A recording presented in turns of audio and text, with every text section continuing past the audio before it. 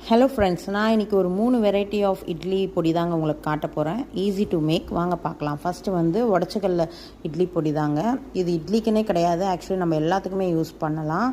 Dosa and vegetables fry பண்ணுறோம் பார்த்தீங்களா, லாஸ்ட்டில் இறக்கணும் போது போட்டால் கூட சூப்பராக இருக்கும். அதுக்கப்புறம் வந்து ஆந்திரா ஸ்டைல் கட்டிங் மிரப்படி. ஃபஸ்ட்டு பொட்டுக்கடலை பொடி எப்படி பண்ணுறதுன்னா, காஞ்ச மிளகா, பூண்டு, உப்பு போட்டுட்டு நல்லா அது பல்ஸ் அடிச்சிடுங்க. அதுக்கப்புறம் ஜீரகம் கொஞ்சம் போட்டுட்டு அதை பொட்டுக்கடலை அதில் போட்டுடுங்க.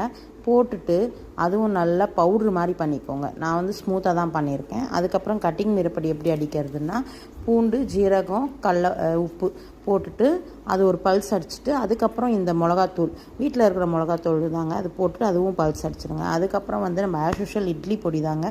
அது வந்து நான் எப்படி பண்ணியிருக்கேன்னா, நான் 1 டம்ளர் உளுந்து, 1/2 டம்ளர் கடலைப்பருப்பு, 1/2 டம்ளர் வெள்ளெள்ளு இதெல்லாம் எடுத்துக்கிறேன். 50 மிளகாய் எடுத்துக்கோங்க, போதும் உங்களுக்கு. 1 டம்ளர் உளுந்து